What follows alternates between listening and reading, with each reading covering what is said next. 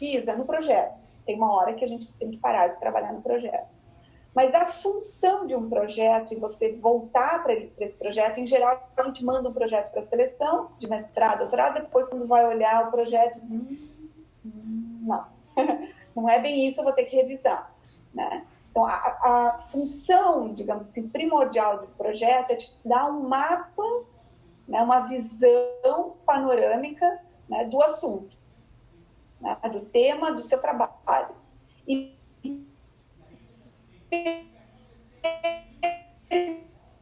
que aquele projeto é um real, de fato, né? O que eu vou fazer agora? Então, eu vou começar pelo capítulo 1, eu vou ter que refazer a revisão bibliográfica, eu vou começar pela análise documental, que caminho que eu vou percorrer, né? Se eu não tenho um projeto, se eu não tenho, né, um caminho mais ou menos trilhado, um fio condutor, digamos assim, vai ser mais difícil, eu vou me bater um pouco mais, tá bem? Mas o projeto, ele não é algo estanque, tá? Ele é algo que você vai e volta, vai modificando, isso faz parte, tá?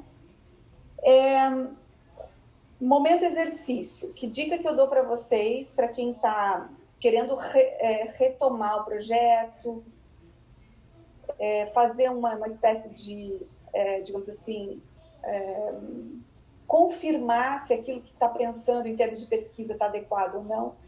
A minha sugestão, um exercício breve, pode ser falando para si mesmo, pode ser falando para outra pessoa, pode ser fazendo anotações, pode ser escrevendo já no material, no arquivo de vocês do outro, tá? Dica de exercício, tá? Que vocês podem fazer depois, assim. Tirem 15 minutos para isso. É responder perguntas de maneira intuitiva, tá?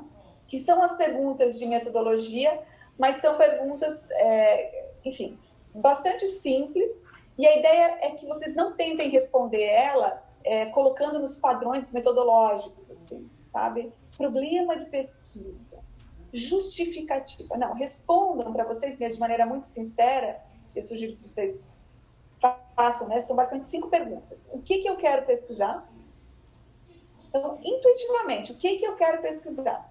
Respondam, escrevam, pensem. Onde eu quero pesquisar? Né? Outra pergunta, por que eu quero pesquisar isso? E aqui, assim, né, claro, né, o porquê não é porque eu quero ter um título de mestre, né? Porque, assim, do ponto de vista da questão, né, dessa questão que eu me proponho a pesquisar. Por quê? Com base em que eu quero pesquisar isso? Tá? Essa é uma quarta pergunta. Eu tirei da minha cabeça, estaca zero, foi uma ideia genial que eu tive. Não, em geral não é isso que acontece. Em geral a gente tem uma trajetória, um percurso. Com base no que eu, né, quero pesquisar isso? E a pergunta é como que eu vou pesquisar isso? Tá? Então, tentem responder essas perguntas de maneira bastante intuitiva. Tá? Não se preocupem tanto assim com a questão metodológica. Esse é o primeiro momento. Por que eu gosto desse exercício, dessa pequena atividade? Assim? Porque ela permite com que a gente identifique de maneira mais autêntica, eu costumo dizer, criativa, o que de fato nos interessa. Muitas vezes o que eu percebo é que as pessoas tentam enquadrar, não é uma preocupação e uma postura inadequada, muito pelo contrário, mas as pessoas tentam enquadrar o seu problema, a sua questão, a sua pesquisa na metodologia. E fica muito engessada, fica muito artificial. Quando vai ver o projeto, a proposta, ela se perde na abstração. É muito comum isso em tese, dissertações em que há, digamos assim, quase que a imposição de um rigor e de um diálogo com a teoria muito mais importante, né? Quando se perde isso. Então, assim, respondam de maneira intuitiva. Mas o que eu quero pesquisar, na verdade? Escrevam de maneira livre sobre isso. Com base no quê? Né? Escrevam com base no quê? No que vocês já leram, no que vocês ouviram falar, na opinião de alguém, pouco importa, mas que vocês lembram com base nisso, numa análise da realidade, da experiência profissional de vocês, é isso que está me motivando, né? Como eu pretendo fazer isso? Que caminho que eu vou seguir? Para mim é teoria, os grandes clássicos. Eu tenho que fazer análise documental, eu vou fazer análise de jurisprudência, eu tenho que ir para o direito comparado. Né? Como é que eu pretendo fazer isso? Tá bem? tentem responder isso. Depois, aí vocês vão ver se de fato, né, o que vocês escreveram no projeto está condizente com aquilo que faz o olho de vocês brilhar, com aquilo que motiva e mobiliza vocês. Depois vocês vão fazendo os ajustes metodológicos em relação a isso, para ver se essa proposta, essa ideia se sustenta de fato, tá? Não leva muito tempo e eu acho que é um bom exercício, tá bem? Por fim, a última coisa que eu queria mencionar é, como eu falei antes, né? Pensem que as justificativas, elas não podem ser justificativas autoexplicativas, né? Elas não podem ser retóricas. Você não pode partir do pressuposto que seu leitor, sua leitora, sabe do que você está falando, né? Então, isso é um erro bastante comum. Eu tenho que explicitar. É muito comum, quando eu reviso textos, seja de artigos ou de trabalhos de pesquisadores, de alunos, ok, eu entendi o que você quer dizer, mas isso não está claro no texto. Então, você tem que explicitar. Não é nenhuma questão de ser, de estar correto ou incorreto. É porque o texto não explicita aquilo, né? Não explicita o argumento, não explicita por que não aparece, né, no texto de que maneira você fez determinadas escolhas, tá? Então, eu vou dar um exemplo aqui sobre isso, né? Então, quando eu falo, por exemplo, do meu referencial teórico, tem uma tese, inclusive, muito boa, não é da área do direito, mas uma tese que eu li recentemente, que faz muito bem essa organização de ideias, de trazer o referencial teórico. Essa foi uma pergunta que uma pessoa fez, inclusive. Até que ponto eu tenho que contrapor ou apresentar os contra-argumentos do referencial teórico que eu estou utilizando? O sujeito fez isso de uma maneira muito boa, eu posso passar depois essa tese para vocês. É uma tese da Universidade Federal de Santa Catarina, do programa interdisciplinar, eu acho. Ou eu não lembro bem da área, mas é uma tese que fala sobre um duplo estándar em pesquisas, ensaios clínicos. E, basicamente, ele vai trazer os autores, né, que tratam daquele tema, e ele mesmo vai contrapor os argumentos daqueles autores. Tá? E ele vai justificar por que esse autor, por que aquele, vai justificar por que ele está refutando aquele argumento. Tá?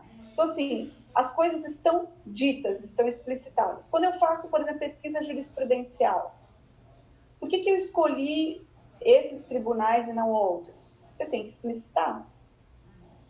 E essa justificativa, eu não posso partir do pressuposto que ela é evidente, tá? Porque eu vou analisar os tribunais superiores, porque, obviamente, são eles que determinam os precedentes. Bom, você tem que explicitar por que isso.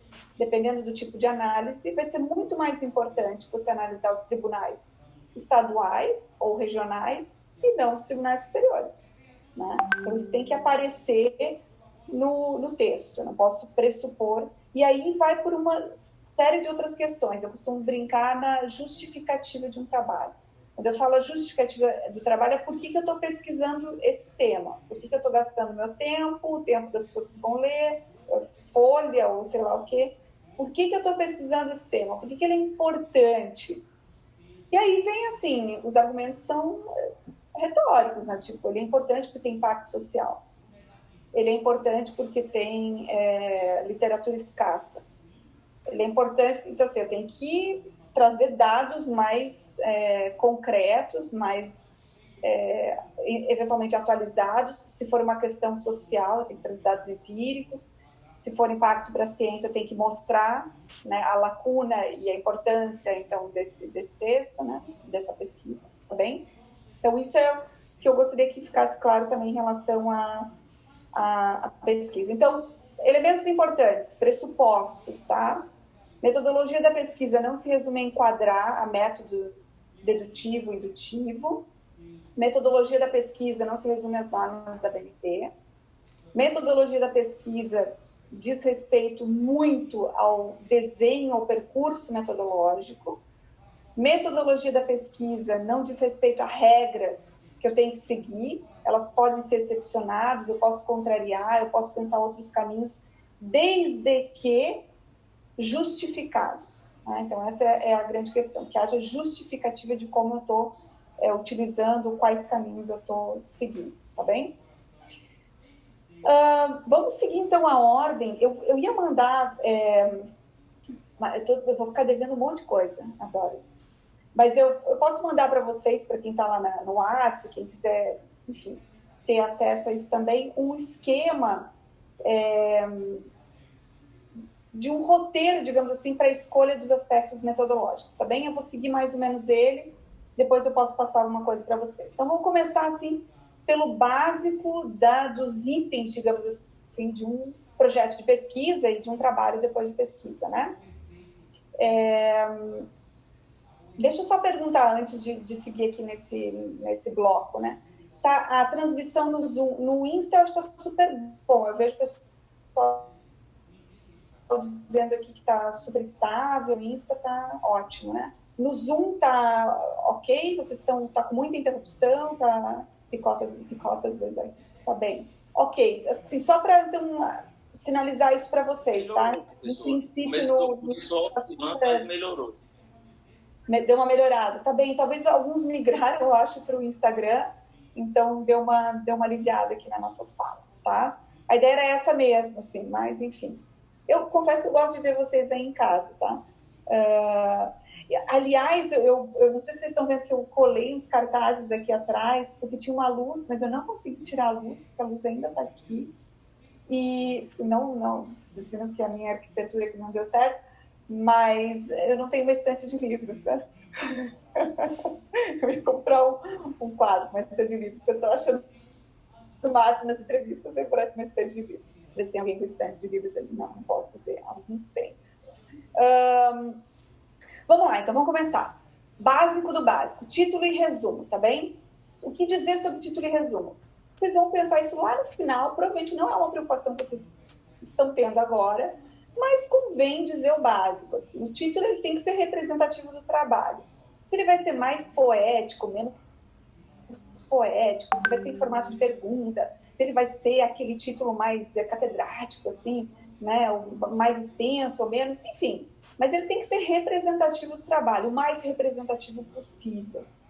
Se eu vou adotar um ou outro estilo, isso é uma questão quase que autoral, uma questão que a área muito vai ajudar vocês a definirem, mas é uma coisa importante a se pensar, tá? Porque se é a última coisa que vocês pensam, é a primeira coisa que o avaliador de vocês vai enxergar. Do ponto de vista de publicações, um título é importante porque ele pode ser mais chamativo, mais interessante, mas enfim, muito vai aqui do estilo de cada pessoa, tá? Então, um outro ponto importante é o resumo. Falando o básico de resumo, essa pesquisa que a gente está fazendo, a professora Paula Carina, da Ciência da Informação, e eu, é analisar os resumos, até nem sei se a Paula está por aí, pode ser que ela esteja por aqui, é analisar os resumos das teses dos melhores PPGs, tá? E a gente já percebeu que os resumos são super incompletos, assim, né? A gente vai confirmar isso com a pesquisa documental, mas num primeiro olhar é isso. Então, assim, não errem nisso. Porque se um resumo ele é mal feito, significa que há problemas, ele é um bom indício de que há problemas na minha introdução, na minha metodologia, na minha conclusão. O que eu quero dizer com isso? Um resumo, pessoal, de qualquer trabalho, ele tem que ter uma introdução, tem até uma norma da BNT que exige alguns itens no resumo, eu nem sabia disso. Mas, assim, a Paula que me avisou, mas, assim, tem lá uma norma que diz o que tem que ter o resumo. Que é basicamente tema, objetivo, obviamente, metodologia e resultados e conclusões. Então, o que quase ninguém põe no resumo? É pena que vocês não podem responder, né? Mas assim, resultados e conclusões. As pessoas não colocam no resumo quais foram as conclusões daquele trabalho. E um resumo, diferentemente da introdução, tem que ter as conclusões. Então, assim, quando o resumo não tem conclusão, quando o resumo não apresenta a metodologia de maneira explícita, isso é um indício, assim, importante de que pode haver problemas metodológicos naquele trabalho, tá bem? Então, assim, para não errar, anotem basicamente que tem que ter um resumo. Né? É tudo assim, questão de 2 linhas, né? Porque é um resumo. Mas eu tenho que ter uma introdução, um tema. Eu tenho que falar do meu problema ou do meu objetivo. Qual é o objetivo do meu trabalho?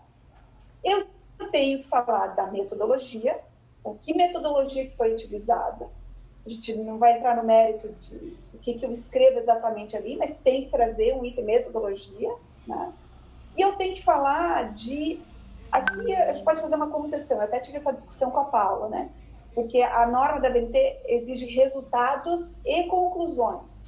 Quem fez iniciação científica deve lembrar, né, que em geral os resumos de eventos exigiam colocar lá resultados e conclusões. Isso é muito uma influência das hard science, né?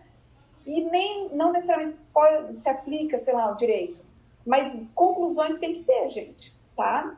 Então, assim, eu não posso fazer um resumo que diga, bom, esse trabalho trata disso. Em geral, o que acontece é isso. Esse trabalho trata disso, a pessoa meio que discorre livremente.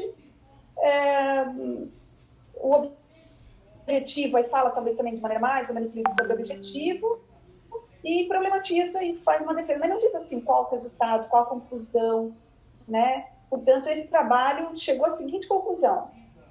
Pode isso, não pode aquilo, a seguinte proposição, a seguinte, né? Então, isso tem que estar bem explicitado, digamos assim, tá? Próximo tópico. Introdução, tá? Então, assim, vamos pensar em quem está na fase do projeto, e quem está na fase da escrita já do trabalho. O projeto tem todos os itens que você simplesmente, eu diria assim, de maneira mais ou menos adaptada, vai transferir, né, para a introdução do seu trabalho. Então, assim, me espanta muitas vezes as introduções muito curtas. Por quê? Tem muita coisa que pode ser colocada numa introdução. Então, quando uma introdução é muito curta, você já diz, tá faltando coisa aqui. Tá? Vocês vão ver como tem coisas para colocar numa introdução. A França é um país que, eu não sei outros países, talvez os colegas podem até compartilhar com a gente, mas assim, a França é um país que tem o hábito na área do direito de produzir introduções bem robustas, bem robustas. De novo, vai depender da área, do campo, do estilo, mas alguns elementos precisam estar presentes na introdução. Então, vamos lá, o que vai na introdução? Se eu acabei de dizer que basicamente todos os elementos de um projeto de pesquisa acabam indo para a introdução, em alguma medida, então a gente já sabe que o tema, a delimitação do tema, né? O meu problema de pesquisa, qual que é a minha pergunta de pesquisa, tem que estar na introdução, quais são os meus objetivos, né? Então, o meu objetivo geral do trabalho é, e de maneira explícita, pessoal. Tem gente que gosta das entrelinhas, né? Mas, assim, é o básico. Explicitem isso, porque isso é uma outra coisa que a gente tem percebido na análise das teses. Às vezes até está ali o problema. Em projetos também eu percebo isso com os alunos. Ele está ali, mas ele está em algum lugar, então a gente tem que achar ele. Aqui, achei. Às vezes ele está em outro lugar, às vezes ele está em vários lugares. Olhem isso no trabalho de vocês na redação. É muito comum, às vezes, eu tenho um pedaço de problema aqui, outro pedaço ali, outro em formato de objetivo. Então, assim, esse é o meu problema, esse é o meu objetivo geral, esses são os objetivos específicos. Pensem, né, nesse encadeamento de ideias. Justificativa, que a gente vai falar um pouco sobre isso. E aí, assim, né, você pode inserir outras questões, né, que eu vou comentar, problematização, algo do referencial teórico, as principais categorias de análise que você vai utilizar, aquilo que eu comentei antes de lacuna, isso é muito importante, a lacuna, ou seja, o gap, e a minha contribuição, meu tijolinho, tem que estar na introdução. Isso não é fácil fazer. Isso exige muita leitura, muita revisão bibliográfica, muito domínio do tema, para eu conseguir dizer, olha, no universo do conhecimento que existe nesse campo, nessa área, entre esses autores, eu identifiquei esse problema. Que pode ser, por exemplo, o seguinte, há uma falta de sistematização desse tema na literatura. É muito espaço, porque é um tema novo. Vamos pensar aqui em proteção de dados, tá? Que é um tema que está, né? A Lei Geral de Proteção de Dados causou um rebuliço, né? Então, é um tema que pode ter, eventualmente, algumas questões não sistematizadas. Então, a falta de sistematização, ou seja, de organização de determinado conhecimento em relação a determinada questão, pode ser uma lacuna. E aí eu vou entrar onde? Vou entrar nessa lacuna. Eu vou dizer, bom, é isso que eu vou fazer nesse trabalho.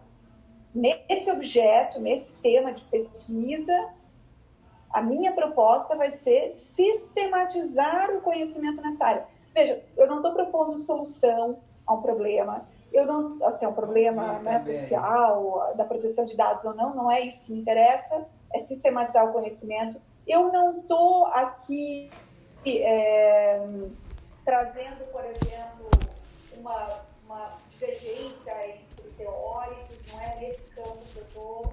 Eu não estou, veja, eu estou simples, é quase que dizer, esse é o diagnóstico e essa é a minha contribuição muito pontual. Eu vou sistematizar, organizar o conhecimento nessa área, porque não está organizado, está esparso, ele está presente em literatura estrangeira, ele está, digamos, difundido em várias normas, tá bem?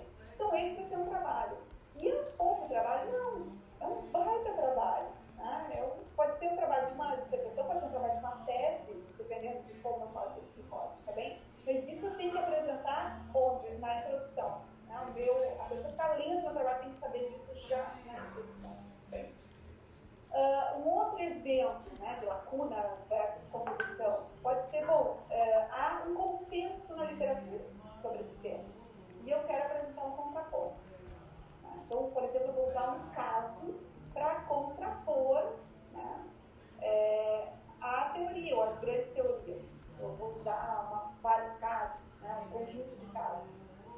Veja, então eu tenho que mostrar, há um certo consenso na literatura, né, e eu quero divergir, né, dessas grandes teorias para mostrar que na realidade a coisa é um pouco diferente. Essa é a minha contribuição, né, fazer um contraponto com a teoria, né, com a literatura, digamos assim, com a doutrina, se vocês quiserem, tá bem? Num outro sentido, eu posso ter o trabalho, isso é bastante comum no direito, né? Então, não há consenso na literatura, não é uma falta de sistematização do conhecimento, mas é porque há uma divergência. Né? Então, existem várias correntes que analisam vários pontos de vista, etc. Então, o meu trabalho vai estar justamente nessa divergência. Eu vou tentar apresentar, né, uma síntese, digamos assim, a partir de alguns parâmetros, de alguns autores, de algumas evidências fáticas, né? Então, vou fazer esse trabalho.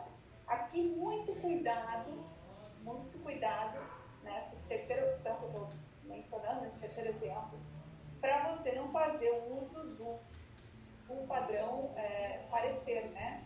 Da lógica do parecer, porque é muito fácil você querer dizer que a sua interpretação é a mais correta.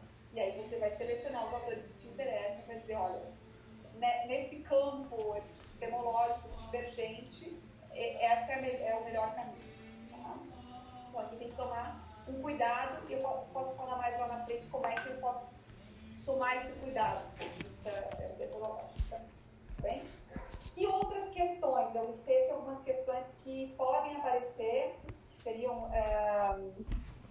interessantes que aparecessem na introdução, tá bem? Vai depender muito, assim, justamente do problema de vocês, da área de conhecimento, tem coisas que são tão óbvias que não precisa colocar, não vai fazer sentido. Mas vamos lá, tá bem? Primeira questão, situar o problema. Tá? Tem gente que fica muito tempo situando, tem outros que pulam essa etapa, mas o que é situar o problema, né? Situar ele na história, se for o caso, né? Fazer uma retomada, não ir para a antiguidade necessariamente, mas fazer essa retomada, situar ele na geografia, né? Situar ele entre os teóricos. Né? Isso basicamente é a delimitação do tema, tá? É o recorte que eu vou fazer. Tá? Então, no tempo, no espaço, entre os teóricos, tá bem? Aqui é interessante porque, ao invés de eu criar um capítulo histórico, que às vezes a gente insiste em ter, né, um capítulo histórico no direito para falar na antiguidade, agora menos, né? Eu, inclusive, sempre indico o texto do Luciano Oliveira, que é o que ele não me venha falar do Código de Hammurabi, e o professor Saulo de Carvalho também, no livro dele, comenta isso, sim. Vejam a pertinência, né? Na UFR a gente tem o professor Ricardo Marcelo, que tem toda uma linha de pesquisa na área da história. Se esse é um objeto, se é fundamental para o meu plano de pesquisa, ele vai aparecer. Mas um capítulo para compor talvez não faça sentido. Então, assim, na introdução, eu posso trazer esses elementos mais históricos, digamos assim, né, para situar, contextualizar o leitor e principalmente o meu problema de pesquisa, dizer de onde ele se origina, que rumos e caminhos ele tomou, tá bem? Apresentar qual é o meu objeto, e vejam que apresentar o meu objeto não é necessariamente a mesma coisa que falar do problema nem do meu objetivo. Apresentar o meu objeto é como mostrar os contornos do que eu vou estudar, né? Qual que vai ser o meu objeto de pesquisa, por que eu vou olhar, né? Então, assim, eu gosto dessa ideia de contornos, porque é isso, né? No direito, às vezes a gente tem a ideia errada, isso está muito vinculado à forma de ensino, não sei se vocês concordam comigo, fazendo um parênteses aqui, mas que um argumento ele é mais forte, ele é mais robusto, se ele for mais universal, tá?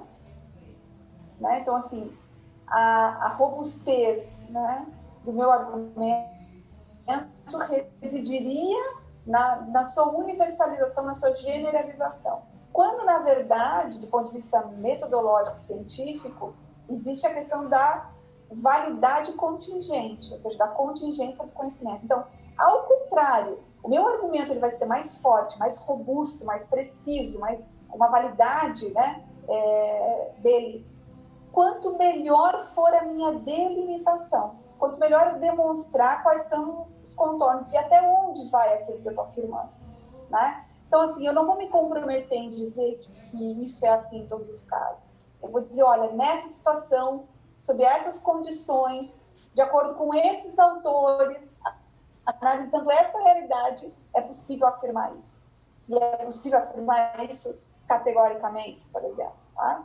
O problema é quando eu acho que fazendo uma super afirmação, né, estilo da segurança, certeza, que ronda muito a nossa área, isso vai garantir uma validade mais robusta para o meu argumento. Não, tomem cuidado com isso. Então, apresentar o objeto é importante sobre isso, definir qual é a questão.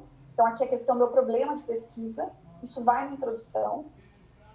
Definir ou apresentar, né, o meu objetivo, decompor elementos. Então, eventualmente, o meu trabalho envolve diversas categorias. Isso é uma coisa que eu não orientava os alunos. Eu tenho orientado, eu tenho visto que isso ajuda muito. Tá? Quando você for pensar no seu tema, né, no problema de pesquisa que está reformulando, etc., pense nas principais categorias que compõem, né, o objeto da sua pesquisa. Eu nem vou falar em problema de pesquisa, objetivo, mas pense nas principais categorias. Quais são as categorias, os institutos ou os termos, enfim, como vocês quiserem, né, que eu preciso utilizar, que eu vou utilizar, que vão ser importantes para desenvolver o meu trabalho? Isso ajuda de várias formas. Ter isso em mente ajuda de várias formas. Ajuda, por exemplo, eu me situar nas áreas do direito. Eu vou dialogar com direito penal, direito processual penal, com criminologia crítica. Não, eu vou na área do direito civil, vai ser uma perspectiva mais dogmática, vai ser a perspectiva do direito civil constitucional. Isso pode me ajudar a pensar nas áreas, nos ramos do direito, nas vertentes e linhas que eu tenho dentro dele. Linhas de pesquisa, por exemplo. Né? Identificar essas categorias, inclusive na introdução, ajuda, por exemplo, a pensar que conceitos são conceitos chaves para o meu trabalho. Tá? Então, por exemplo, se eu trabalho com gênero, com bioética, com direitos humanos, tá? Dando exemplos aqui das minhas áreas de pesquisa, tem algumas categorias, alguns termos que eu vou ter que dominar, isso vai ter que aparecer no trabalho, na pesquisa, eu vou ter que ter os principais referenciais, eu vou ter que provavelmente me posicionar sobre que linha, né, ou qual o sentido dessa expressão para o meu trabalho. Tá? Então, isso ajuda de várias formas. Não é exatamente, tem outra função, mas é pensar quase em palavras-chave, né? Então, aqui tem uma função muito maior, né? Pensar em categorias fundamentais para o meu trabalho. Tá? E isso pode, né, de alguma maneira, aparecer na introdução, no momento que você vai decompor esses elementos do seu objeto, do seu programa de pesquisa. Né? A introdução também serve para apresentar a motivação, né? A justificativa, obviamente, a gente vai falar disso mais para frente, mas também a motivação. O que me motivou? Na área da, sei lá, das ciências sociais, da antropologia, é muito mais comum isso, né? Na área de direito, em geral, a gente não apresenta. Mas eu, digamos assim, estimulo, se a sua área é uma área mais aberta, sei lá, se está estudando na sociologia jurídica, antropologia jurídica, ou, sei lá, direitos humanos, determinadas áreas que são um pouco mais abertas a isso. Você pode apresentar a sua motivação, ou seja, como é que você chegou naquele tema, tá? Isso é muito interessante, não há problema algum em fazer isso. Agora, claro, não é tão comum isso acontecer em áreas mais, digamos assim, tradicionais ou dogmáticas do direito. Você pesa, né? Mas despertar o interesse, falar da contribuição e da lacuna, né? E no final, pessoal, no final,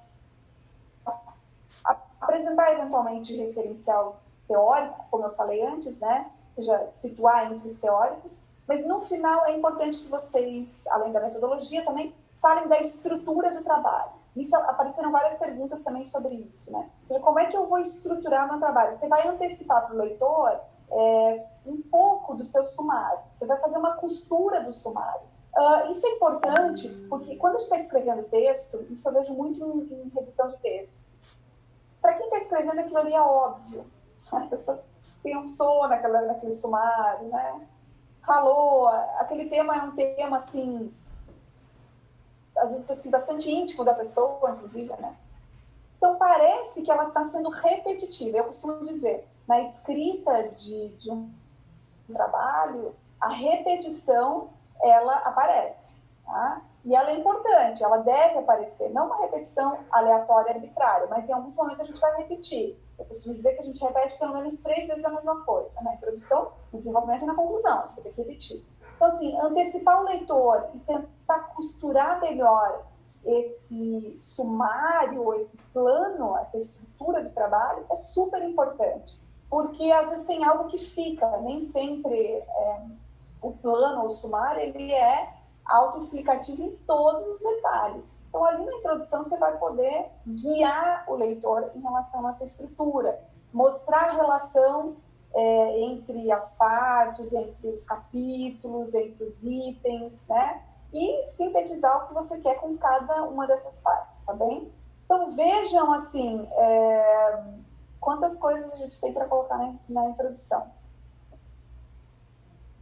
Ai, gente, que maravilha! Eu acabei de ver que o meu do Instagram caiu. Só um pouquinho, deixa eu ver se eu consigo fazer outro ao vivo. Será que eu consigo? Vamos ver se eu consigo fazer, não sabia disso. Eu até ia perguntar. Ai, voltei. Será que é por causa do tempo? Dos 7 às 8? Deve ser. Uma hora, né? Acho que é 1 hora. Beleza, voltamos ali no Insta. Não sei o que vai acontecer, mas enfim. Ou seja, eu tenho só meia hora, tá bom? Eu sabia que isso ia acontecer. E a gente está aqui na introdução. Ai, que desespero. Seguinte, vamos lá. Introdução, delimitação do tema, formulação do problema. Isso aqui foi, acho que, o item mais solicitado. O que eu vou dizer sobre formulação do problema? Não é fácil. Vocês vão ficar tristes de ouvir isso, talvez decepcionados. Não é fácil. O problema não é fácil. Tem que insistir nisso. Então, assim, você não redige, você não elabora um problema numa sentada. Pode ter certeza disso. Algumas pessoas podem ter mais facilidade do que outras, mas enfim. Para quem está tendo dificuldade em elaborar o problema, eu vou dar algumas dicas, mas, assim, além disso, está muito difícil, é porque precisa ler mais. Eu não sei, está muito amplo, precisa ler mais. Precisa se apropriar. A ideia não vai vir assim. Não é, às vezes, uma questão puramente de simplesmente saber elaborar a frase, saber elaborar o problema. Às vezes está faltando mesmo leitura de base, aquela revisão de literatura, identificar as evidências, etc. Tá bem? Mas, assim, o que vai num problema? Assim, né? Como é que eu elaboro um problema? Então, o problema é elaborado a partir de 3, basicamente, assim, de 3 itens, tá? Biográfica. Então, eu vou ter que ler sobre o assunto bastante. Eu tenho que ter identificado, lembram? a lacuna ou as lacunas, né? E a partir dessa revisão bibliográfica, isso vai me auxiliar a pensar e a propor um projeto de pesquisa. O segundo item, que é fundamental para elaborar um projeto de pesquisa, é o exame da realidade, né? Ou a identificação de evidências, eu costumo falar essa ideia de evidências, né? Que sustentam o meu problema, né? Então, esse exame da realidade precisa ser feito. Eu não vou só analisar os teóricos, mas eu tenho que analisar, né, a realidade. Ah, mas, professor, eu estou fazendo um trabalho puramente, sei lá, de filosofia do direito, eu quero, sei lá, analisar justiça em Aristóteles, né? Bom, eu vou ter um outro contexto, mas como regra geral, implica, então, revisão de bibliografia e exame da realidade, tá bem? E mesmo um trabalho bem teórico, isso vai aparecer. Terceiro item, né? Terceiro item, que é fundamental para a elaboração desse problema, né? É a reflexão do discente. Então, assim, eu vou pegar, digamos, a teoria, eu vou analisar, vou comparar, vou contemplar o exame da realidade, o que está acontecendo, sei lá, tem uma lei nova, tem determinadas decisões judiciais, se tem, né, divergência entre esses autores, como eu comentei. Isso é um exame, isso é uma avaliação, uma reflexão de cada um de vocês. Isso só cabe a vocês fazer essa reflexão. Vocês podem identificar várias questões. A partir desse tripé, vocês conseguem ou podem elaborar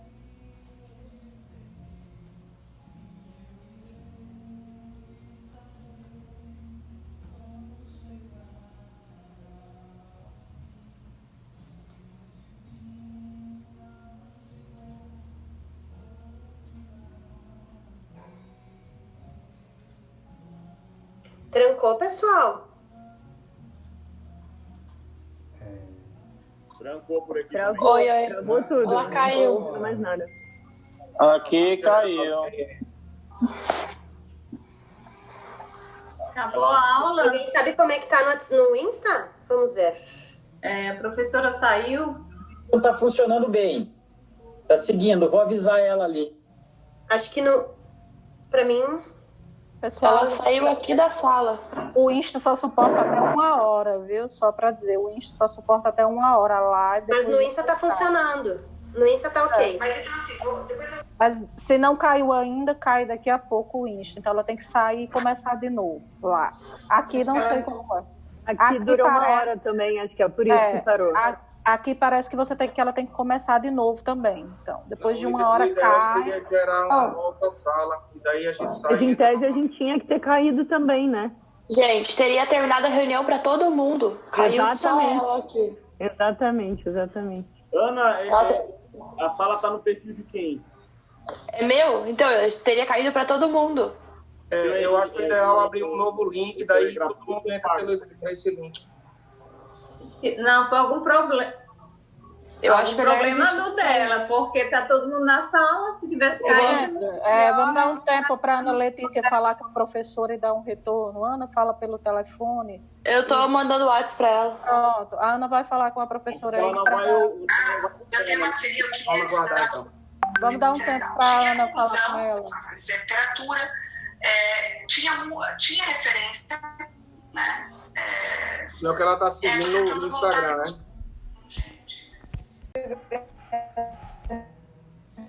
Do Norte, tem gente do Rio Grande do Sul, tem do Paraná. Essa sala tá muito...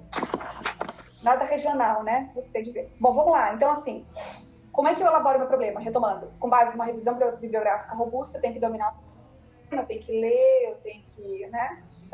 Com base, basicamente, né? No exame da realidade. Ou seja, e aí, em geral, a gente vai falar de evidências, né? Desse cenário da realidade, o que corrobora, altera, modifica, enfim, tá? Vocês não estão me ouvindo no Insta? O que está acontecendo? Ah, tá. Ah, não, porque eu falei...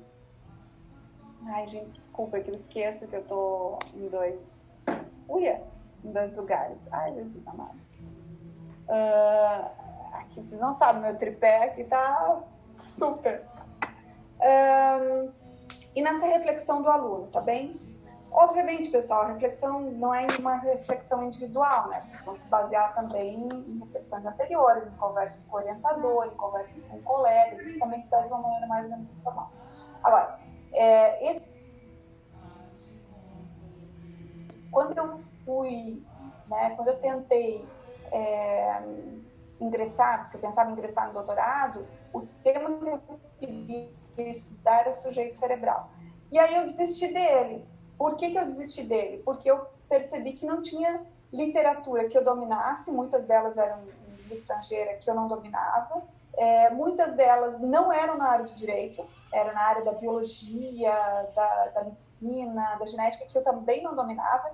Então eu achei muito complicado fazer essa transferência, digamos assim, de uma literatura de outra área para a área de direito. Tinham praticamente poucos artigos, os que tinham na área de direito penal, não tinha artigos em outras áreas, que, assim, eu não tinha a segurança de fazer essa transferência de conhecimento de uma área muito distante para a área de direito, porque eu não tinha literatura específica que fizesse isso, de autores mais gabaritados que eu. Então, eu acabei mudando meu tema de pesquisa. Isso pode acontecer, isso é importante que vocês avaliem, porque, eventualmente, é um tema que, né, ou não necessariamente o tema, mas o recorte que vocês vão fazer. Né? Vocês têm o tema, mas isso aqui eu não vou avaliar, porque a literatura ainda... Agora, isso é exceção. Isso é exceção. Dificilmente eu vou me deparar com uma área que não tenha referencial. Então, eu tenho que ver, assim, se eu estou fazendo a pesquisa direito, se eu utilizei boas bases de pesquisa, tá bem? Então, assim, como é que eu penso nesse problema? Eu gosto de sugerir uma espécie de círculo, tá? Ou de percurso. Pensem, para eu pensar no meu problema, pensem num problema prático. Não é um problema de pesquisa, é um problema prático, uma questão prática. A violência contra as mulheres, que aumentou agora, durante a pandemia. Há um instituto processual que não é aplicado nos tribunais, ou que é mal interpretado. Uma questão de acesso à justiça. Uma questão de, sei lá, tipos penais que continuam sendo desrespeitados. Em geral, tá? Todo mundo vai ter um problema prático de base. Tá? O acesso à privacidade em seus projetos de pesquisa. Né? Em geral, um direito que é desrespeitado, alguma coisa nesse sentido. Esse problema prático, que vocês já leram sobre o assunto, que vocês já examinaram a realidade, que vocês já, né, refletiram sobre ele, esse problema prático, ele gera uma pergunta. Então, vocês querem saber algo sobre isso, né? Então, sei lá, no caso, por que a violência contra as mulheres aumentou durante a pandemia? Isso é uma pergunta. Eu posso ter várias perguntas, né? Por que o Instituto X não é aplicado pelos tribunais?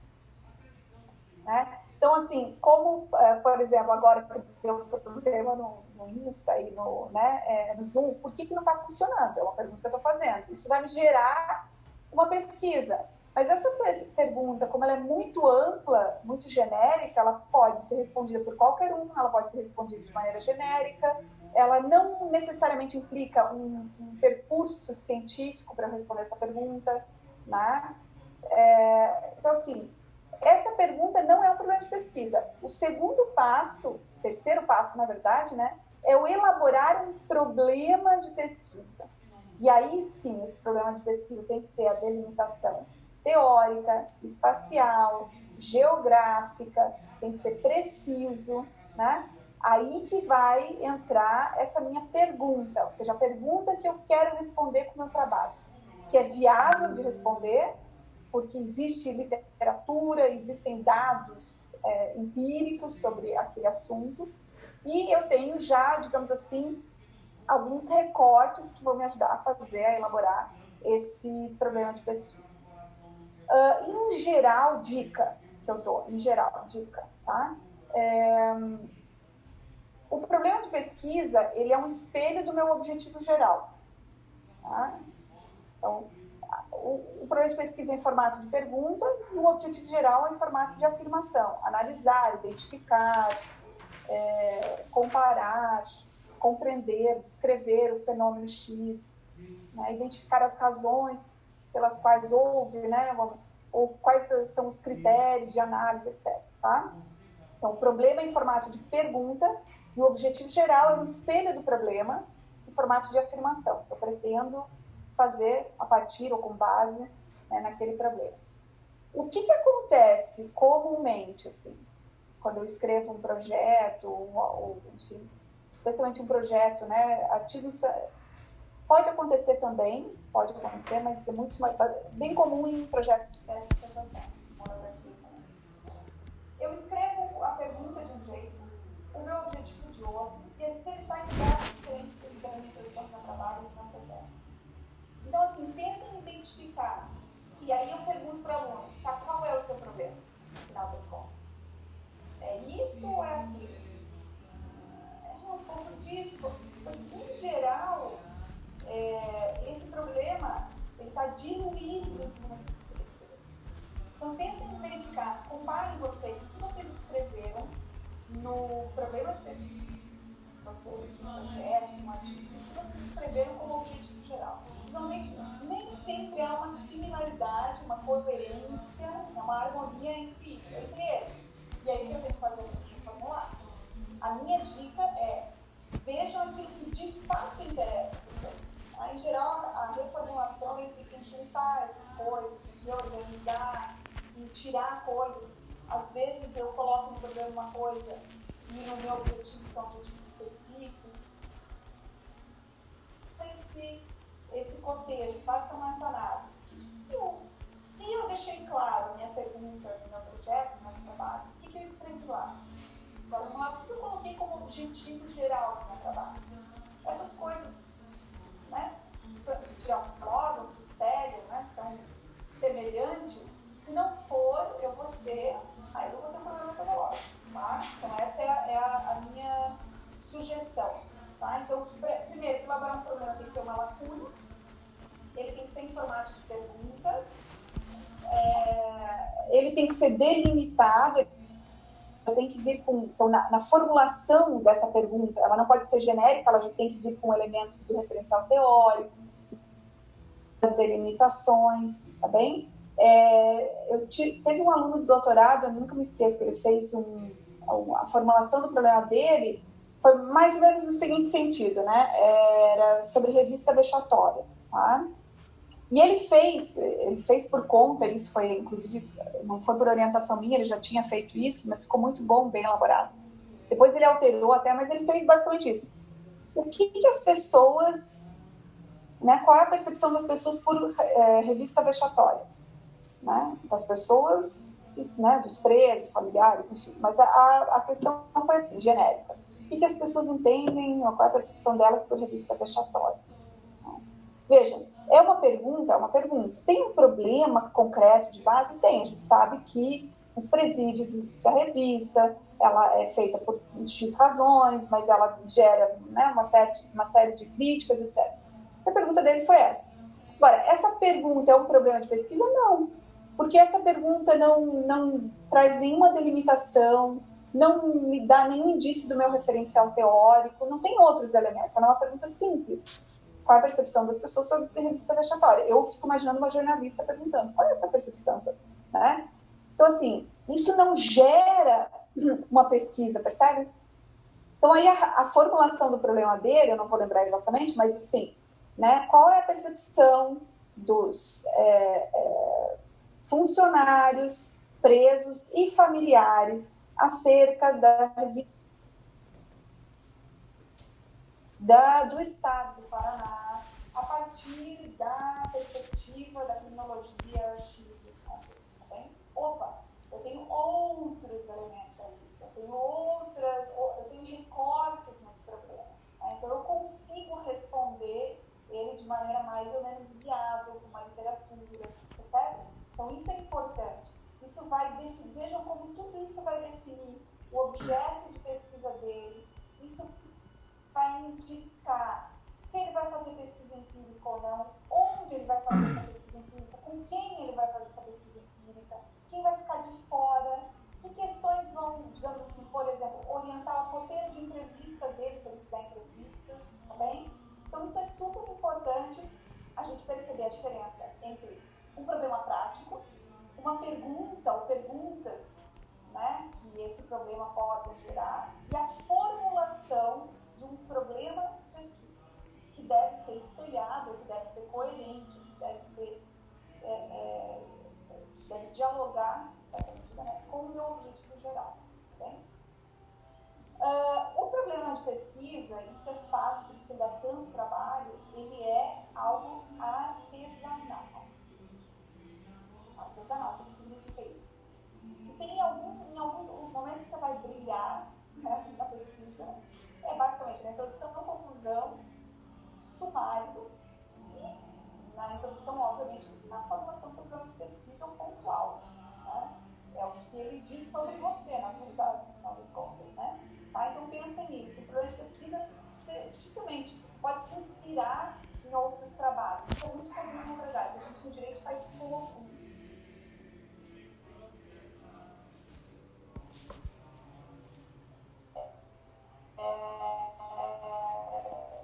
Eu tenho uma orientanda que é a Marice, gênero, enfim, essas discussões. E uma das coisas que a gente tem feito é olhar outras pesquisas semelhantes a essas para a gente entender como é que se deu o desenho da metodologia de pesquisa nessa área. Então, isso é muito comum em outras áreas. No direito, a gente só usa fontes, referências, pesquisas que dizem respeito ao nosso tema, mas não a desenhos metodológicos que a gente possa se inspirar, digamos assim, e utilizar, inclusive, como fonte. Tá? Então, é importante falar sobre esse aspecto, digamos assim, mais metodológico na formulação do problema, porque ele é, em última análise, bastante artesanal. Tá? Sobre a hipótese, isso é uma coisa que eu até li no formulário, algumas pessoas confundem hipótese com, sei lá, hipótese basicamente, o que é hipótese? É uma resposta provisória para o meu problema. Hipótese, resposta provisória para o meu problema. Eu faço uma pergunta e eu, né, provisoriamente, eu considero que pode ter essas respostas possíveis. Eu não sei qual é. Então, esse é um outro problema na área de direito. Em geral, o aluno faz uma pergunta que ele já sabe a resposta. Bom, se eu já sei a resposta da pergunta que eu estou fazendo, eu não tenho bem problema de pesquisa, né? Eu vou ter um trabalho aí para desenvolver algumas coisas, mas não tenho bem problema de pesquisa. Então, essa é uma questão importante. Eu realmente duvido, há dúvidas sobre essa pergunta que eu estou fazendo, ou ela é evidente, eu já sei com clareza qual vai ser a resposta. Né? Façam essa avaliação crítica em relação ao problema de vocês. Mas, basicamente, eu tenho uma pergunta e a hipótese é essa resposta, digamos assim, provisória, que eu vou confirmar ou refutar, ou vou confirmar parcialmente sobre determinados critérios também. Então, como regra, a gente costuma dizer, bom, eu tenho que ter pelo menos duas hipóteses ou uma hipótese que se confirme parcialmente. Né? Se eu tenho uma pergunta e uma resposta provisória, ou se eu já sei a resposta, né? Eu tenho que me questionar, será que eu de fato tenho um problema de pesquisa ou eu só estou querendo defender a minha tese? Lembram lá do Marcos Nobre, né? Tá bem? Objetivo geral. Então, seguindo a sequência, o próximo item. Objetivos, na verdade, né? Objetivos geral e objetivos específicos.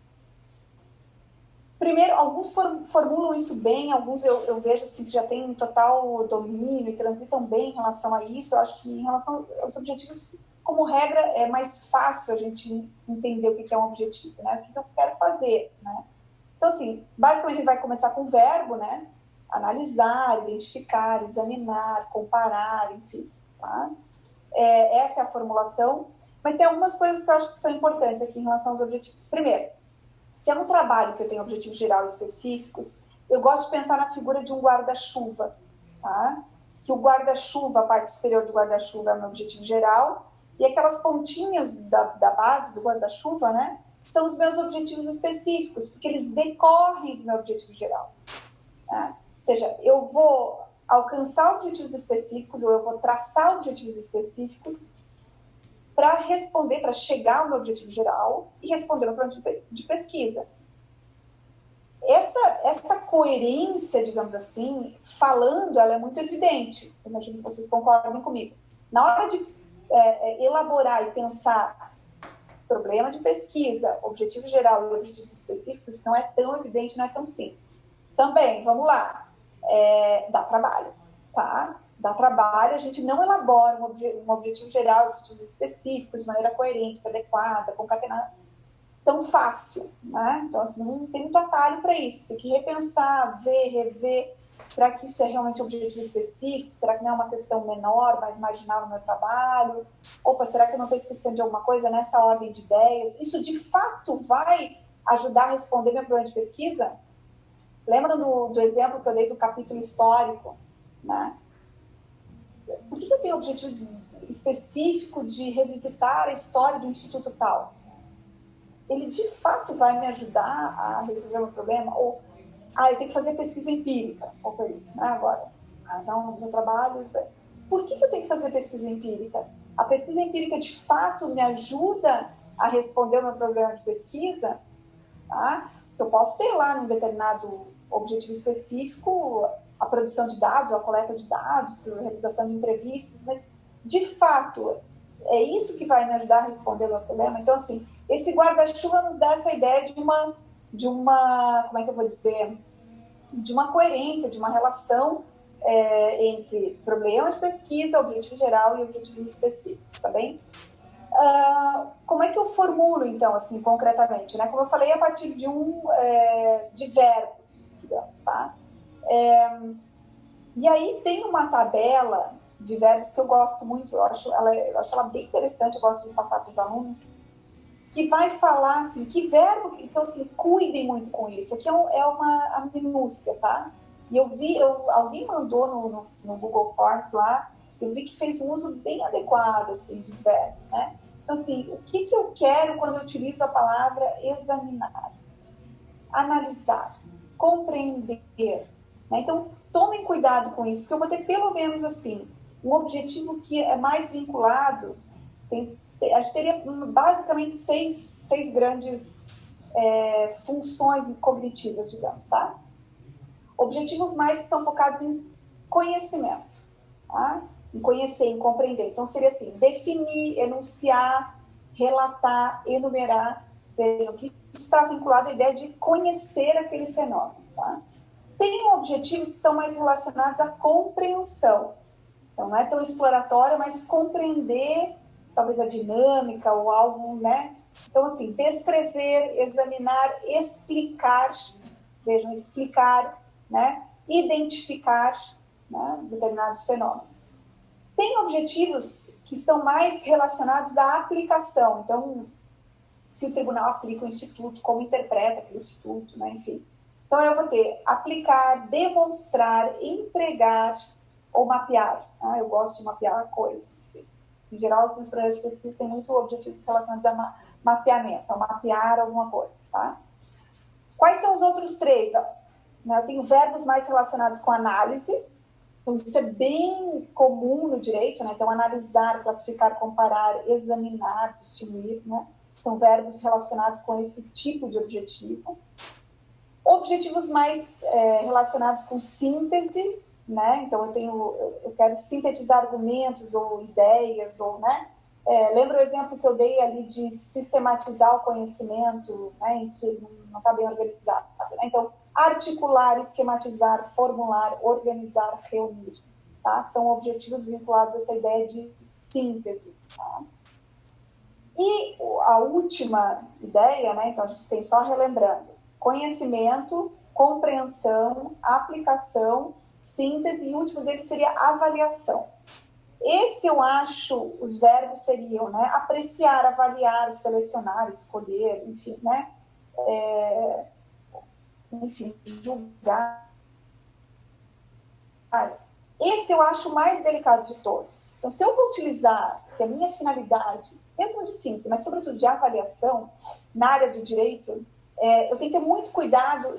Quando eu proponho algo nesse sentido, necessariamente, isso sim, levem para o trabalho de vocês. Eu tenho que pensar em parâmetros, critérios. Ok, não tem problema eu avaliar alguma coisa, tá? Avaliar a pertinência, adequação, né? A constitucionalidade, sei lá. Mas eu vou fazer isso, a questão não é avaliar, não avaliar. Ok, você pode fazer, mas a questão é com quais parâmetros, a partir de quais parâmetros, de quais critérios que eu vou fazer essa avaliação. Isso tem que estar claro, né? Para eu demonstrar que não é uma ideia que veio só da minha cabeça, que não é uma interpretação puramente subjetiva, mas que mesmo utilizando autores, esses autores, né, a avaliação deles, inclusive, vai ser analisada a partir desses critérios. Quais são os critérios? Tá? Então, eu vou avaliar a constitucionalidade ou inconstitucionalidade, legalidade, né, se o princípio da não autoincriminação, né, se aplica, né? A questão é, a partir de quais parâmetros eu vou fazer isso? O que eu vou analisar concretamente? Eu vou analisar o princípio da não autoincriminação? Eu vou analisar isso da perspectiva da segurança pública? Eu vou analisar isso a partir dos direitos fundamentais? Eu vou analisar isso a partir da legislação? Eu vou analisar isso a partir da proteção de dados, por exemplo, de uso de DNA, etc. Então, assim, eu tenho que explicitar quais são os meus parâmetros e nisso vai estar incluído também o referencial teórico, por óbvio, tá bem? Então, assim, em relação aos objetivos, cuidar com essa coerência do guarda-chuva e cuidar com os verbos que eu vou utilizar que são importantes, tá bem? Eu já vi que eu já passei do meu horário, 3 minutinhos, e eu não sei o que eu faço, na verdade. Vamos lá, pensando rapidinho. Eu vou falar, acho que só de mais alguns itens, vou sintetizar, e aí eu acho que o que a gente pode fazer também não quero, né, levar vocês, que cada um tem sua programação, não é porque a gente está em casa que a gente não tem os outros compromissos, né? Mas eu vou tentar finalizar, se vocês me derem aí mais uns minutinhos, uns 10 minutos, eu vou tentar sintetizar, pelo menos para chegar até o fim. As perguntas eu não respondo hoje, mas de repente eu posso fazer em outro formato, a gente vê algum outro formato, mas eu vou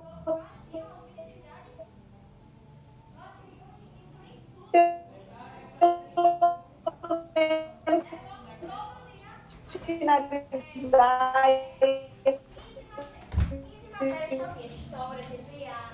os itens que estão aqui. Quem quiser continuar. Então vamos lá. Justificativa, isso é uma coisa bem importante. Assim, que eu vejo muito, da minha experiência, né? Justificativas retóricas, assim. Esse trabalho é importante, gera impacto social em geral, muito importante, tem impacto social, né? Impacto social em que sentido especificamente você está falando? Né? Então, tem que trazer. Se eu tenho elementos empíricos, tragam dados empíricos para mostrar a grandeza ou não desse impacto, em que nicho ele impacta mais, né? Tá bem? Mas, assim, a justificativa, ela é de 3 ordens, ela pode ser de 3 ordens, né? Ela pode ser científica, social e pessoal, tá bem? Então, assim, a justificativa científica, em geral, se considera mais importante, porque, bem ou mal, como a gente está falando aqui, eu tenho que identificar uma lacuna e prever uma contribuição, certo? Então, isso tem a ver com justificativa científica. Então, eu tenho que dizer qual vai ser minha contribuição. No momento que eu digo a importância desse trabalho reside justamente nessa lacuna que eu identifiquei, nessa fragilidade, e essa vai ser minha contribuição. Estou falando da minha justificativa científica. De que maneira eu vou fazer avançar o conhecimento? Não é ter uma ideia genial, uma super tese, mas é mostrar ali qual vai ser a minha contribuição. Do ponto de vista social, como eu falei antes, não ser retórico, assim. Não achar que é evidente, só porque você acha o seu problema importante, e certamente você acha o seu problema super importante, você escolheu ele fazer pesquisa, né? Mas você tem que explicitar isso, né? Com dados, fontes, argumentos, né? Por que ele é importante do ponto de vista social, né? E do ponto de vista pessoal, aí como eu falei antes, em algumas áreas como a antropologia, sociologia e também em algumas áreas de direito, isso tem aparecido, digamos assim, né? Mas por que aquele tema tem importância para você? Né? Então, eu já ouvi alunos falarem que, por exemplo, eu trabalho no escritório, me deparei com essa questão, apareceram esses casos e eu resolvi fazer pesquisa sobre isso. Essa trajetória, muitas vezes, ela é importantíssima para o trabalho. Ela dá transparência ao trabalho, ela fala de onde, né, o pesquisador, a pesquisadora está produzindo aquele texto. E ela não retira em nada a qualidade ou a cientificidade do trabalho, tá bem? Então, assim, aí eu sugiro conversar com o orientador, analisar a área, mas, assim, se vocês tiverem essa oportunidade, essa abertura e essa possibilidade, não fazer de conta que a gente tem uma relação sujeito-objeto, né? Uma relação de imparcialidade, de objetificação, esse é o meu objeto de pesquisa, são as minhas contribuições. Não, você é um ser que, né, de alguma maneira chegou naquele tema. Como você chegou naquele tema, tá? Agora, também não exagere muito. Eu participei de uma banca de antropologia lá no Rio Grande do Sul, foi muito interessante. O sujeito contou toda a história dele, desde a iniciação científica até eu não lembro se era uma tese ou uma dissertação. E, assim, o tema da iniciação não tinha nada a ver com mestrado ou doutorado. Mas também não, né? Então, vocês vão relatar, vão reportar aquilo que é relevante para a construção do objeto, ou como surgiu o questionamento. E aí, pessoal, eu costumo dizer, eu acho assim, muito de bom tom, eu acho assim, tão elegante, inclusive, do ponto de vista acadêmico, assim, quando o aluno fala, olha, eu participo do grupo de pesquisa tal, no contexto desse grupo tiveram discussões, surgiu esse tema. Você está referenciando que a construção de um problema, algo tão nobre, tão importante, né, surgiu nesse contexto, foi permitido ou propiciado por uma produção mais coletiva, um grupo de pesquisa. Eu acho isso, assim, sensacional. Então, assim, muitas vezes o que eu vejo, inclusive ali na Federal, em outras universidades também, que muitos problemas de pesquisa surgem desses espaços, né, dos grupos, de coletivos. Então, isso precisa ser referenciado, né? Me parece bastante adequado fazer esse tipo de menção, tá? Sobre o referencial teórico, também a gente teve muita pergunta sobre isso. Isso aqui daria uma live, sei lá de quantas horas, mas assim, tem muita coisa para falar sobre referencial teórico. Nesse material que eu vou passar para vocês, eu costumo dividir o referencial teórico em três elementos, tá? Referencial teórico seria primeiro item, teoria de base. Segundo item, revisão bibliográfica ou de literatura e definição das categorias, tá? Então, essas três questões. Teoria de base, revisão bibliográfica e as categorias fundamentais. Por que eu faço essa divisão, tá? Finalidade didática, ok? Você não precisa necessariamente, você não vai compor o referencial teórico dessa maneira. Vejam que sobre as categorias fundamentais a gente já conversou alguns minutos atrás, então não vou entrar nelas novamente, mas é importante eu identificar isso no campo do meu referencial teórico. Teoria de base e revisão de bibliografia. Qual é a diferença? O que eu gostaria de pontuar aqui? Muitas vezes, alguns trabalhos são construídos quase que exclusivamente com teorias de base, ou seja, com grandes autores, com os clássicos, com os incontornáveis, eu costumo dizer, né? Quem são os incontornáveis na sua área? Quem você não pode deixar de citar no seu tema de pesquisa, com o seu problema de pesquisa? Esses são os incontornáveis. Em geral, as pessoas são os grandes autores, né? Os clássicos, né, como eu falei antes, que produziram grandes teorias. Então, por exemplo, eu gosto muito de utilizar o Foucault nas minhas pesquisas. Então, assim, eu posso usar o Foucault para falar de violência obstétrica? Posso, a rigor, não tem nada que me impede. Mas, assim, o Foucault estudou violência obstétrica? Ele fez uma pesquisa sobre violência obstétrica? Não. Então, aí entra a minha revisão bibliográfica, ou seja, aqueles autores e aquelas pesquisas que têm aderência direta com o meu problema de pesquisa. Então, em resumo, a rigor, né, não é muito adequado uma pesquisa que faça, né, uma pesquisa que seja conduzida com apenas grandes teorias de base, com os grandes clássicos. A não ser que seja esse o objeto, né, e o meu problema de pesquisa. Como eu falei antes, sei lá, eu quero analisar isso, por exemplo, eu quero analisar a categoria biopolítica em Foucault, tá bem? Super amplo, mas ok, aí eu vou usar o Foucault. Agora, como regra geral, os outros temas mais atuais, contemporâneos, ou temas que, né, eu tenho que ter uma referência, uma revisão bibliográfica aderente com o meu programa de pesquisa. Eu não posso me utilizar só dos grandes clássicos, de um grande constitucionalista, sei lá, Canutilho, ou alguém de direito penal, ou grandes nomes, que não pensaram, que não produziram, que não estudaram, que não pesquisaram especificamente aquele meu programa de pesquisa. E aí pode ser que tenha um sujeito que produziu uma dissertação de mestrado que vai me ajudar muito mais concretamente com o meu programa de pesquisa do que esses grandes teóricos. Então, isso tem que levar em consideração, tá bem? Então, essa é a diferença. Além disso, então, assim, quando a grande maioria das pesquisas no direito, esse aqui é um ponto, eu até coloquei um asterisco aqui para falar para vocês que esse eu considero um dos pontos mais frágeis. Um deles é o problema de pesquisa e o outro é a revisão de literatura, referencial teórico. Por quê? Porque é ali que reside essa questão do modelo de parecer que o Marcos Nobre comenta, né? Que eu não tenho um problema de verdade e na hora de fazer a escolha das minhas referências, eu só escolho quem eu quero, tá bem? Sobretudo, numa dissertação, numa tese, o momento da revisão bibliográfica, ela tem que ser um pouco mais rigorosa. Tá? Nisso aqui a Paula me ajuda muito, que é essa professora da ciência da informação. Né? Mas, basicamente, assim, a gente costuma ser rigoroso, por exemplo, quando a gente faz pesquisa de jurisprudência.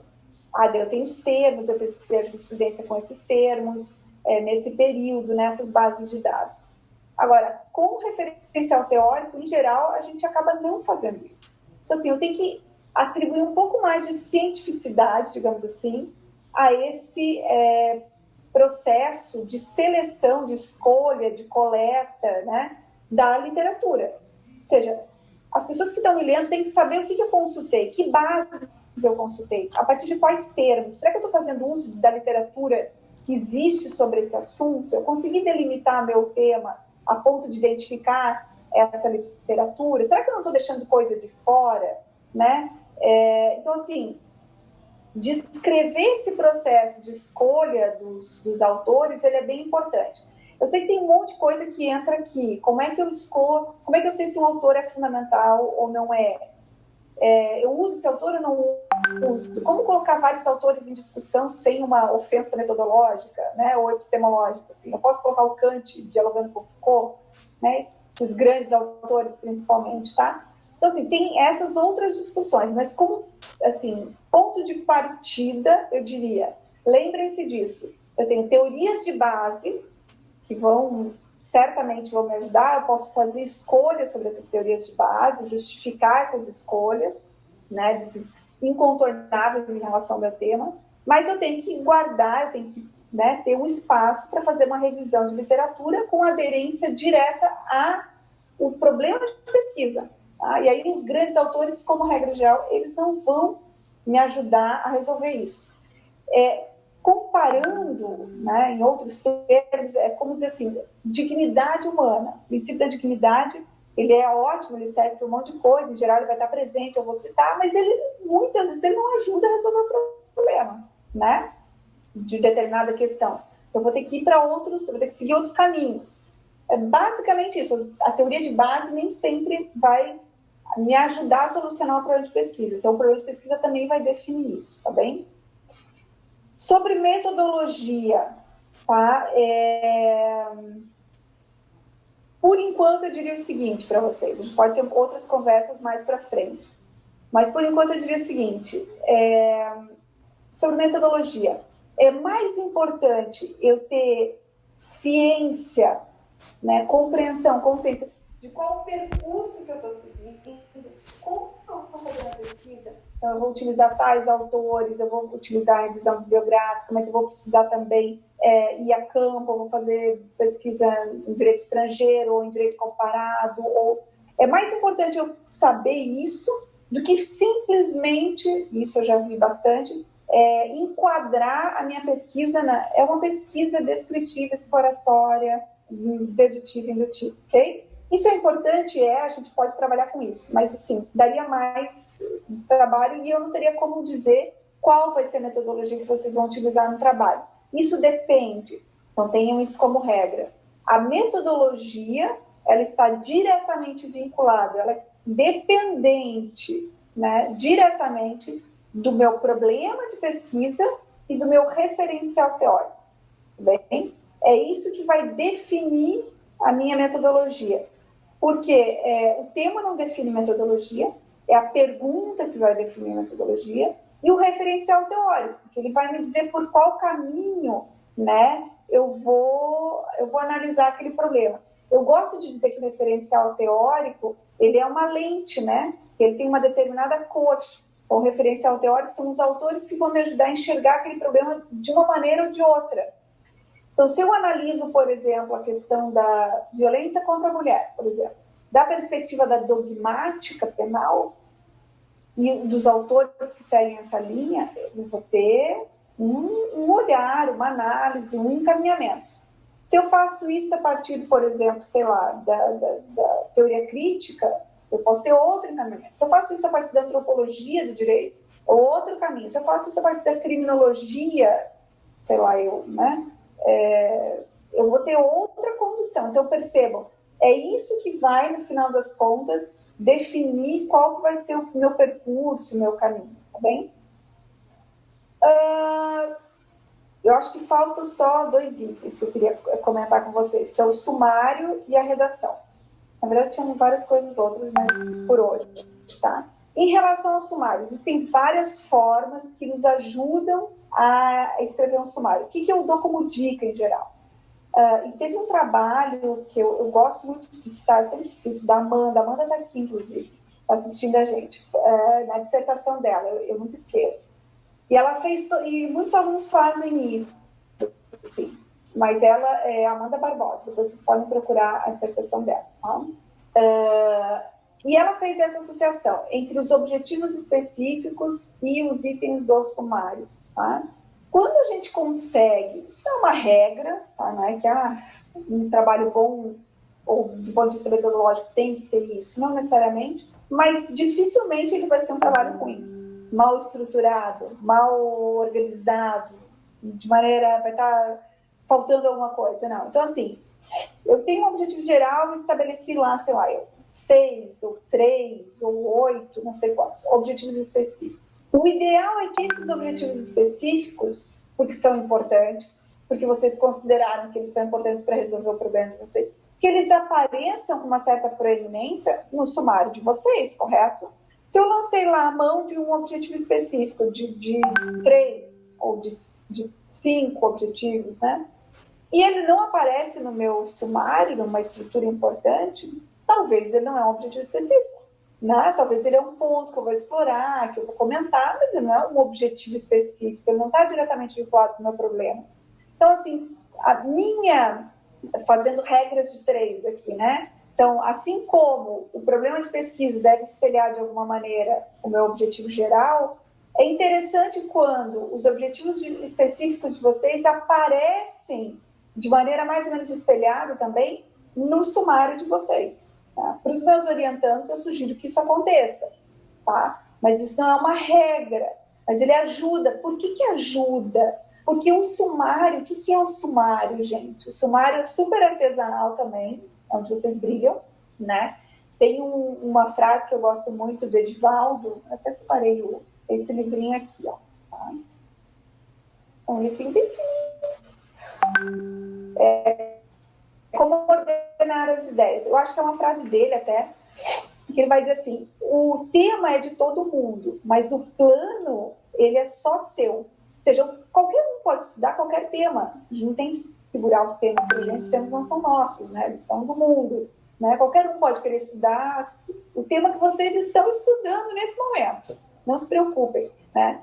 Agora, o plano, o sumário, ele é exclusivo, individual, artesanal de vocês. Qual que é a grande sacada do sumário? É eu saber hierarquizar questões. Então, os objetivos específicos me ajudam muito bem a fazer isso. No momento em que eu hierarquizo essas questões, eu digo, isso é mais relevante do que isso, eu sei que isso vai ser um capítulo e talvez esse outro item vai ser um ponto dentro do capítulo, percebe? Então, assim, a minha dica para elaborar o sumário é pensar nisso. Qual é a hierarquia das questões? Né? Primeiro, associar com os objetivos específicos e segundo, pensar na hierarquia. Assim. isso é tão relevante a ponto de ter que aparecer como um capítulo, tá? Isso é uma forma de nos ajudar a organizar o sumário. O que não fazer no sumário? Sumários muito genéricos, sabe aqueles sumários que, se você copiar e colar em qualquer trabalho, ele pode pegar bem. A história a origem da família, né? Eu quero trabalhar com alguma coisa do direito de família, né? Da família às famílias. Vejam, esse é um capítulo que ele pode ser contemporâneo, ele pode ser atual, ele pode ser bem elaborado, mas a rigor é um capítulo que pode servir para vários trabalhos. Então, isso não é uma proposta, digamos assim, muito adequada de sumário, tá? Sumários muito genéricos, ou que a gente chama de fictícios, tá bem? O que não fazer também no sumário? Uma lista de itens. Vamos dizer, não... Tem gente que pensou no tema aí, e aí se eu ponho isso, eu subo, se eu desço, uma coisa meio assim aleatória, né? Cuidem com isso, né? O ideal é que por trás da organização das ideias tenha alguma racionalidade, assim, tá? Esse, depois aqui, né? Você pode utilizar ordens ou racionalidades muito simples, como, por exemplo, do geral para o particular, do ser para o dever ser, que é uma coisa que a gente usa muito no direito, do status quo, né? Ou seja, da situação atual, para uma proposta crítica, né? O status quo e a crítica, né?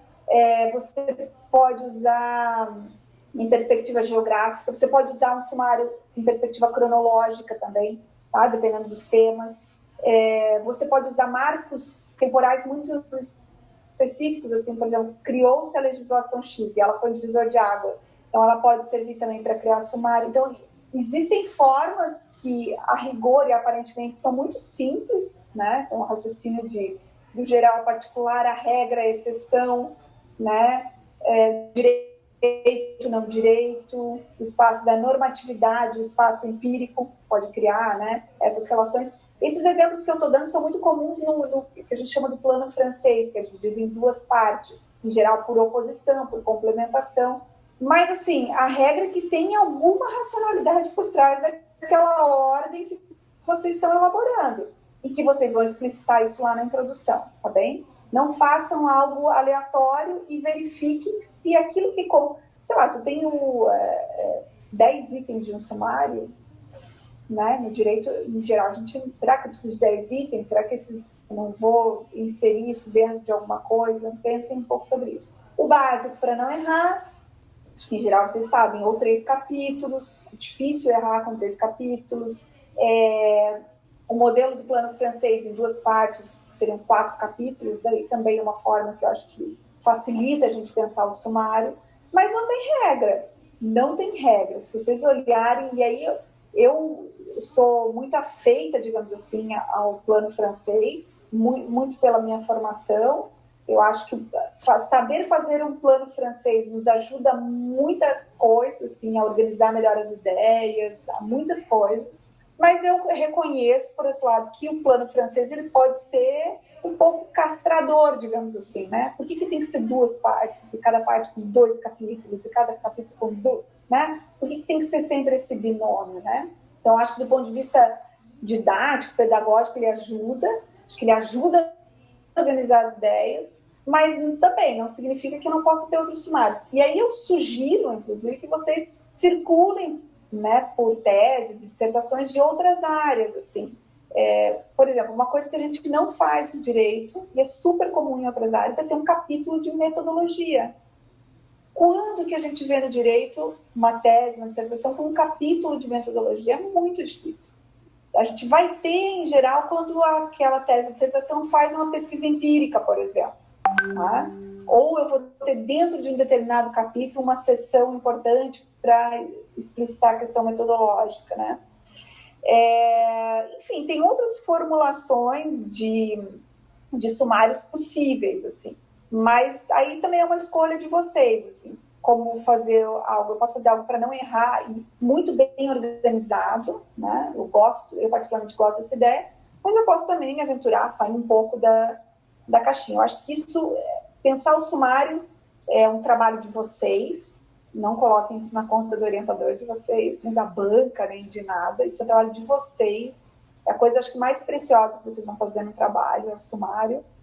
É lindo de ver, dá um trabalho danado, né? Quem já passou por isso sabe, mas é lindo de ver um trabalho com um sumário bem elaborado. Assim, é um negócio, enfim, impressionante, eu acho maravilhoso, tá? Então, assim, tomem esse cuidado, basicamente, dessa estrutura, a possibilidade de usar o plano francês, que é uma parte autoral, o link com os objetivos específicos e a hierarquia que eu comentei, tá? Esse livro que eu comentei antes, do Saulo de Carvalho, ele fala bastante de sumários. É bem legal porque ele dá exemplos de... O Saulo é lá do Rio Grande do Sul, mas é professor da UFRJ, se não me engano, tá? E da área de penal, criminologia. Mas ele escreveu esse livro sobre como não fazer no TCC. E ele é bem legal porque ele traz exemplos dos orientandos dele, assim, e o que foi feito, o que não foi feito, o que deu certo, o que não deu. Acho que é bem bacana, quem quiser consultar a Saulo de Carvalho, tá bem? Por fim, a última coisa, antes da redação, a conclusão, né? O que vai na conclusão? Porque também tem isso, né? Às vezes a introdução é mirradinha, meia página, né? E aí a conclusão também. Convenhamos, né? Às vezes a gente chega na conclusão, já está no final da corrida, assim, sem fôlego nenhum, o prazo está apertado, também tem um pouco aquilo, assim, eu esgotei tudo que eu podia no trabalho, o que eu vou fazer na conclusão? Não tem mais o que colocar, né? E agora, né? Então, assim, o que vai na conclusão, né? Um pouco assim, que vai na introdução, que vai na conclusão. Eu sempre digo, retomar as conclusões parciais, né? Por mais óbvio que seja, você tem que retomar. Do capítulo 1, qual foi a mini conclusão que você tirou lá no capítulo 1, do capítulo 2, capítulo 3. Esse é o básico, assim, é o que, assim, né? Uma conclusão não pode deixar de ter, digamos assim, né? O mínimo, o básico, A outra coisa, assim, né? É sintetizar a conclusão geral. Então, assim, depois de tudo isso que foi dito em cada capítulo, tá, afinal de contas, qual é a resposta ao seu problema de pesquisa? Ela tem que aparecer na conclusão. Ela já pode ter aparecido antes, mas você tem que, né, quem é professor de universidade e vê TCC, né, você vai para a introdução, vai para a conclusão, vê, opa, tem alguma coisa errada aqui. É a mesma coisa, só que eu, inclusive, nos artigos, você tem que estar todo o tempo se policiando para isso. Eu prometi isso na introdução. Será que eu respondi na conclusão? Vamos lá, vamos comparar as coisas, tá? Então, sejam explícitos em relação à resposta ao problema de pesquisa de vocês. Vocês podem, inclusive, retomar, dizer como foi dito na introdução, o objetivo desse trabalho foi isso e isso, a resposta a essa pergunta a conclusão a essa tá bem? Mas eu gosto de dizer que a conclusão é mais do que isso. Acho que o momento da conclusão, ele nos permite outros elementos. Então, assim, às vezes, dependendo do trabalho, eu posso deixar para conclusões as ideias novas, né? Que eu não desenvolvi antes, tá? Então, eu vou ter uma conclusão de fato mais robusta, digamos assim, tá bem? Porque eu vou desenvolver ideias que eu não desenvolvi antes. Agora, atenção! Introdução e conclusão, como regra geral, são espaços autorais. Então, não é o espaço para ficar referenciando, trazendo os autores. É o meu espaço, o espaço que eu vou falar sobre o meu trabalho, sobre a minha pesquisa, sobre, né, aquilo que a gente chama de partes livres do texto, né? Tem as partes referenciadas do texto, que eu cito autores. A conclusão, ela é uma parte livre do texto. A rigor, eu não cito os autores, eu posso até referir, mas eu vou trazer as minhas ideias, tá? Então, assim, né, nesse segundo exemplo que eu estou dando de conclusão, eu não vou necessariamente retomar ou só retomar o que eu já falei nos capítulos anteriores, mas eu vou, de fato, desenvolver algo que eu não desenvolvi no corpo do texto. Isso pode ser feito. Se eu não fizer isso na conclusão, porque eu já fiz antes, então eu vou retomar, resumir, sintetizar, o que eu posso, e eu diria mais, até devo fazer na conclusão, tá? É colocar, eu gosto de dizer isso, né? Colocar o tema em perspectiva. O que significa colocar o tema em perspectiva? Eu tenho que dizer, olha, essas são as limitações do tema.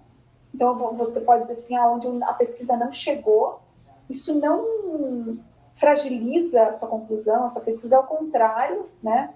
Mostra que você está colocando seu tema em perspectiva, dizendo, olha, a partir dessa minha pesquisa podem ser feitas outras pesquisas para aprofundar essa questão nesse sentido, naquele quesito ou por aquela área.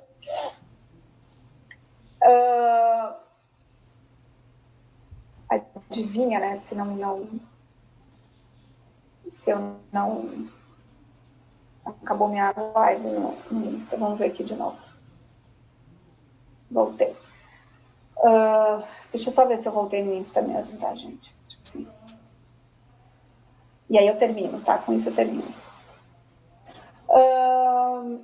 Em relação à conclusão, então, alargar o argumento, mostrar as limitações, colocar o tema em perspectiva com outras áreas, falar das contribuições científicas e sociais que, de fato, o trabalho apresentou, né? E aqui eu vou dizer para vocês, assim, não é aquela promessa poliana, assim, de, eu quero mudar o mundo, resolver os problemas. Não é nesse sentido. É no sentido de dizer, olha, com essas conclusões, isso pode impactar nisso, naquilo, isso tem implicações para essa área, para essa outra área, para essa outra área.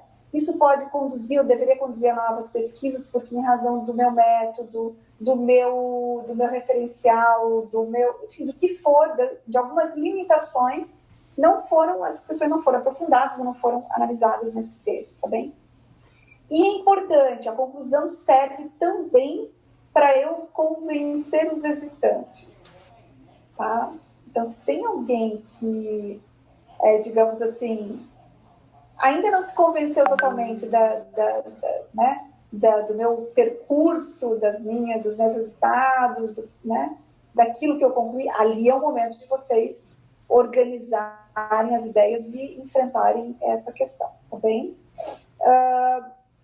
Só lembrando, tá? Na conclusão, não vale dizer que falta de tempo, de recursos, foram limitações para chegar a determinada conclusão, tá?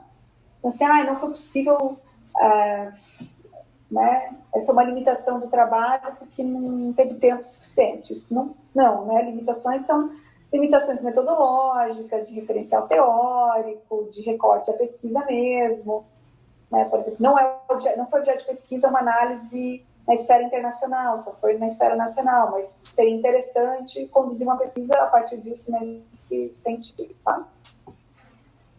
E no final, assim, sobre redação, tá? Sobre redação. Comecem a redigir o quanto antes. Se possível, os textos que vocês lerem, criem, aí cada um tem um estilo para fazer isso, tá? Tem gente que gosta de glosar, anotar, outros fazem arquivos, outros usam softwares para isso. Aí cada um, aí vocês são melhores do que eu, inclusive, para isso. Cada um tem um estilo.